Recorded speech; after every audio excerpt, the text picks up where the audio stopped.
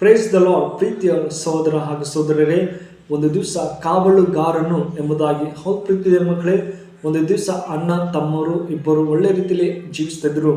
ಅಣ್ಣ ಕೆಲಸದಲ್ಲಿ ನಮ್ಮ ತಮ್ಮ ಹೇಗೋ ಆಟ ಆಡ್ತಾ ಇದ್ದಾನೆ ಚೆನ್ನಾಗಿ ಎಂಬುದಾಗಿ ಆತ ಮರ್ತೋಗಿ ಎಲ್ಲೋ ಹೋಗ್ಬಿಡ್ತಾನೆ. ತಮ್ಮ ಹುಡ್ತಾ ಇದ್ದಾನೆ, ನನ್ನ ಅಣ್ಣ ಇಲ್ಲಿ ಎಂಬುದಾಗಿ.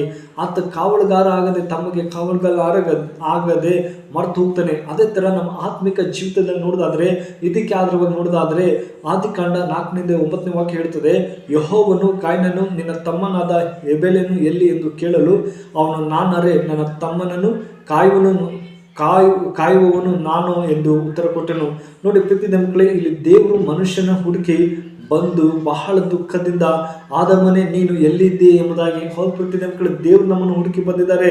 ಅದೇ ತರ ಕಾಯಿನನ್ನು ಕೇಳ್ತಾ ಇದ್ದೇನೆ, ನಿನ್ನ ತಮ್ಮ ಎಲ್ಲಿ ಎಂಬುದಾಗಿ. ನನ್ನ ತಮ್ಮ ನಾನು ಕಾವಲುಗಾರನೋ ಎಂಬುದಾಗಿ ದೇವರಿಗೆ ಪ್ರಶ್ನೆ ಮಾಡ್ತಿದ್ದೇನೆ. ಕಾಯಿನು ಹೆಬೆಳಿಗೆ ಕೊಲ್ದಾಗ್ತಾನೆ. ಆತನ ರಕ್ತ, ಹೆಬೆಲ್ ರಕ್ತ ಕೂಗಿ ದೇವರಿಗೆ ಕೇಳುತ್ತದೆ. ಅದೇ ತರ ಪ್ರೀತಿಯ ಮಕ್ಕಳೇ, ಒಬ್ಬ ಮನುಷ್ಯ ಏನೇ ಮಾಡಿದ್ರು ಕೂಡ ದೇವರಿಗೆ ನೋಡುವಂಥ ದೇವರಾಗಿದ್ದಾರೆ, ನಮ್ಮನ್ನು ಹುಡುಕಿ ಬರುವಂಥ ದೇವರಾಗಿದ್ದಾರೆ. ನಮ್ಮ ಆತ್ಮಿಕ ಜೀವಿತದಲ್ಲಿ ನಾವು ಕಾವಲುಗಾರ ಆಗಿರಬೇಕು. ನಮ್ಮ ಸಹೋದರಗಾಗಲಿ ಸಹೋದರಿಯಾಗಿ ಅವರ ಆತ್ಮಕ್ಕೆ ನಾವು ಕಾವಲುಗಾರ ಆಗಿದ್ದೇವೆ.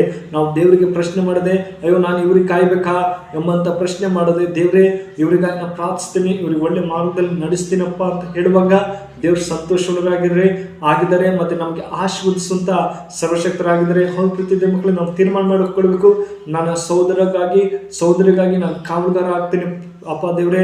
ಇನ್ಮೇಲೆ ನಾನು ನಿನಗೆ ಪ್ರಶ್ನೆ ಮಾಡದೆ, ಕಾಯಿನ್ ಹಾಗೆ ನಾನು ಪ್ರಶ್ನೆ ಮಾಡದೆ, ನಾನು ಒಳ್ಳೆ ರೀತಿಯಲ್ಲಿ ಅವರಿಗಾಗಿ ಕಾವಲುಗಾರ ಆಗ್ತೀನಿ ಅಂತ ಹೇಳುವಾಗ ದೇವ್ರು ಖಂಡಿತ ಸಂತೋಷವಾಗಿದ್ದಾರೆ. ಪ್ರೀತಿಯ ಮಕ್ಕಳೇ, ಈ ವಾಕ್ಯ ನಿಮ್ಮ ಜೀವಿತದಲ್ಲಿ ಆಶೀರ್ವದಿಸಿ ಕಾಪಲಿ.